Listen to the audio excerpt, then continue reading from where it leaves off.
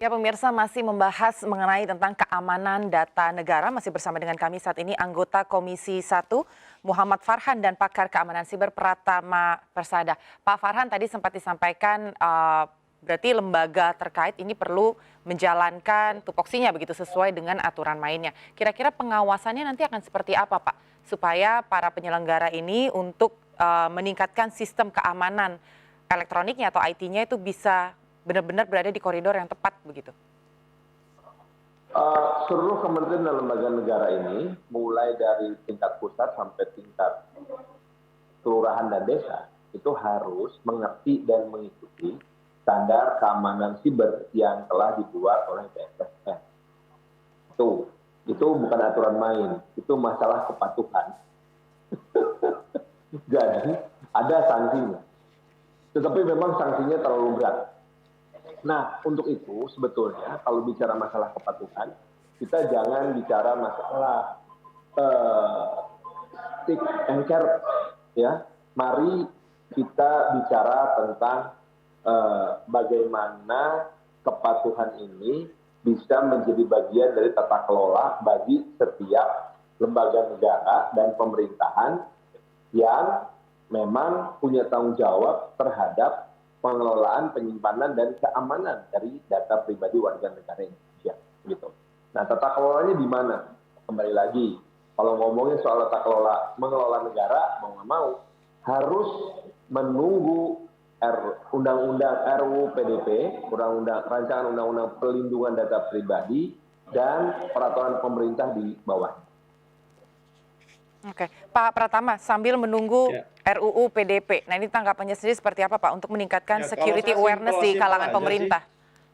Kalau saya simpel, kalau memang mau beneran serius, Pak Presiden perintah kepada Menteri PAN RB, BKN, sama kementerian terkait, udah kepada pejabat yang bertanggung jawab terhadap keamanan data, kalau misalkan terjadi bocoran data, suruh resign aja, mundur gitu, bikin fakta integritas, tanda tangan gitu bahwa akan melindungi data masyarakat Indonesia. Kalau tidak, saya bersedia mundur gitu.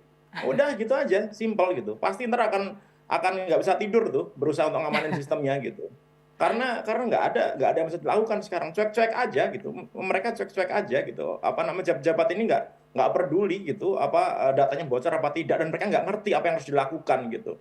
Oleh karena itu menurut saya penting untuk Pak Presiden ya langsung gitu kan, kalau Pak Presiden sudah perintah kan pasti jalan semua tuh di bawahnya tuh berantas online itu ilegal itu lending gitu pinjol ilegal, ternyata berantas semuanya gitu ya. Ini sama tuh, perintahkan aja kepada para menteri, oke, kepada pejabat yang tidak berkompeten, yang tidak bisa melindungi data pribadi, silahkan mundur, tanda tangan gitu, minimal sampai eselon satunya lah gitu. Udah. Tapi kalau kayak gitu saya yakin sih pasti semuanya akan berlomba-lomba, tidak akan tidur mengalokasikan anggaran, budget, SDM, teknologi untuk mengamankan data di sistemnya masing-masing gitu. Sambil menunggu undang-undang PDP, karena kalau undang-undang PDP ini ada, nggak cuma dipecat tuh, ada hukuman penjara sama hukuman denda gitu, nggak main-main, 4 tahun 4 miliar gitu. Berarti harus digertak dulu begitu Pak Pratama. Ini kalau selain RUU PDP, ya harus digertak dulu.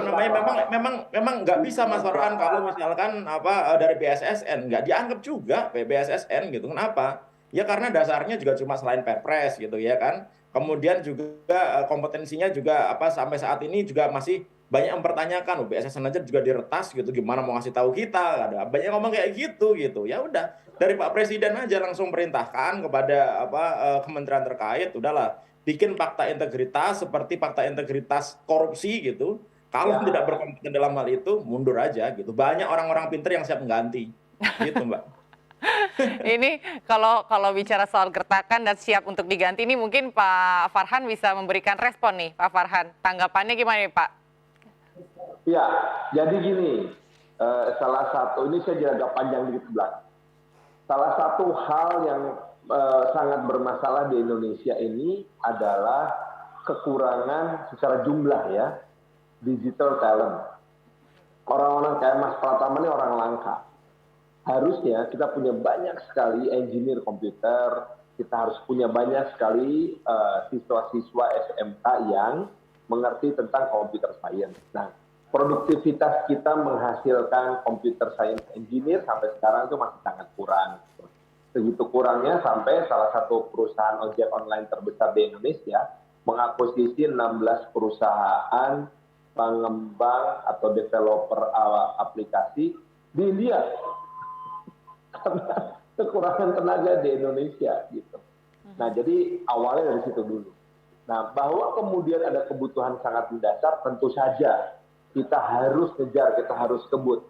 Dari pengembangan sumber daya manusia, digital talent, sampai kemudian juga kita harus menyadari tentang penguatan lembaga-lembaga negara yang punya kewenangan tersebut. Tadi sangat menarik, Mas Pratama mengatakan BSSN nggak dianggap karena dua hal. Satu, kompetensi. Dua, adalah dasarnya Perpres. Gitu. Di mana sekarang mau kita tingkatkan jadi undang-undang. Nah, saya juga punya kekhawatiran yang sama dari hasil rancangan undang-undang perlindungan data pribadi. Karena otoritas perlindungan data pribadi nanti akan dibentuk berdasarkan Perpres. Nah, itulah makanya. Secara pribadi, saya tuh satu-satunya orang di Komisi 1 yang menentang hal itu.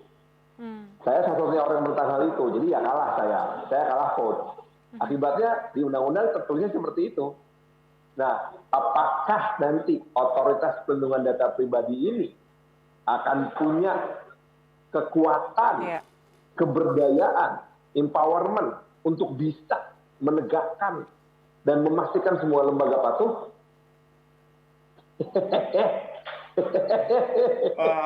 Mengecewakan itu. Mengecewakan itu Mas Farhan itu. Mohon maaf ya, aku gagal. Belum lah Pak, belum gagal lah. Ini kan masih dalam proses. Tapi Pak Farhan, Pak Presiden harus concern dalam hal ini gitu, harus menempatkan lembaga ini minimal lah gitu, independen di bawah beliau dan bertanggung jawab langsung pada Presiden. Kalau nanti bertanggung jawabnya kepada Kemenkominfo atau kepada kementerian lain yang anggarannya tergantung kementerian tersebut, udah bablas juga gitu. Mas Pratama, di dalam undang-undang disebutkan lembaga ini bertanggung jawab langsung kepada Presiden dan di bawah Presiden. Tetapi didirikannya, dibentuknya berdasarkan Perpres. Oke. Nah, berarti nggak akan kayak KIP, nggak akan kayak itu kan ya? Oh bukan, akan persis seperti BSSN. Oke. Pertanyaannya Mas Pratama, berdasarkan pengalaman kita, dengan status didirikan berdasarkan Perpres seperti BSSN, kira-kira bakal dipatuhi nggak? Ya enggak gitu, tapi kan nanti akhirnya bikin undang-undang lagi. Ya itu dia. dilema ya. Mas Farhan, Mas Farhan, tadi kalau misalnya bicara soal anggaran dan juga bicara soal BSSN, tadi sempat juga Mas Pratama sempat menyinggung bahwa sebenarnya BSSN sendiri saja masih bisa diretas, begitu kan? Nah ini sebenarnya kalau kita bicara soal infrastruktur yang dimiliki oleh BSSN sendiri, sebenarnya sudah cukup memadai belum sih Mas Farhan dengan anggaran yang dimiliki atau anggaran yang informasinya ini cukup kecil nih, sementara tanggung jawabnya cukup besar. Masih jauh. Jauh banget. Waktu berdiri itu dia masih bisa dapat 1, berapa triliun. Tahun ini nggak nyampe 500 miliar. Mbak Anggi, untuk perbandingan Mbak Anggi ya. Mbak Anggi untuk perbandingan, di Amerika itu anggaran untuk keamanan cybernya per tahun itu rata-rata sekitar 220 triliun per tahun. Itu juga masih bisa diretas. Gitu. Ya kan? Kalau antara 200 sampai 220. Ini silakan. Ini bukannya membesar malah jadi semakin mengecil gitu. Nah, ini 500 miliar, 300 miliar untuk gaji, 100 miliar untuk rapat, 100 miliar untuk bayar license, habis nggak ngapa-ngapain udah. BSSN duduk manis saja. Nah, ini dia. Sementara kalau bicara soal anggaran berarti kan sebetulnya masih jauh dari yang seharusnya. Ini sejauh ini gimana nih Bang Farhan pembahasan anggarannya dengan DPR sendiri, Bang? Kalau tadi dari pernyataan Pak Pratama ya. Anggaran sama DPR kan sudah dikunci. Satu oleh pagu definitif, oleh pagu anggaran yang sudah ditetapkan oleh Kementerian Keuangan. Itu ada di bendahara negara, Bu. Bukan di DPR. DPR hanya melihat bahwa pagunya udah keluar nih dari negara. Nanti secara proses, BSSN boleh mengajukan, enggak Pak, kita butuhnya 5 triliun, oke. kita setuju Anda perlu penambahan. Nah, itu namanya tekanan politik. Ya. Nah, antara 400 miliar ke 5 triliun, berapa banyak yang akan bisa dipenuhi? Nah, itu tergantung lagi nanti bagaimana kami di Komisi 1 meyakinkan Badan Anggaran bersama-sama dengan BSSN, kemudian apabila Badan Anggaran sudah teryakinkan, maka kita akan bersama-sama meyakinkan Menteri Keuangan untuk memberikan tambahan. Gitu. Tapi dari pengalaman sih, tambahan nggak pernah lebih dari 15%. Baiklah, ini kalau misalnya bicara mengenai anggaran ini kan masih panjang, kemudian ini juga masih dalam bentuk proses RUU PDP yang terakhir. Nggak panjang ini, sebentar lagi.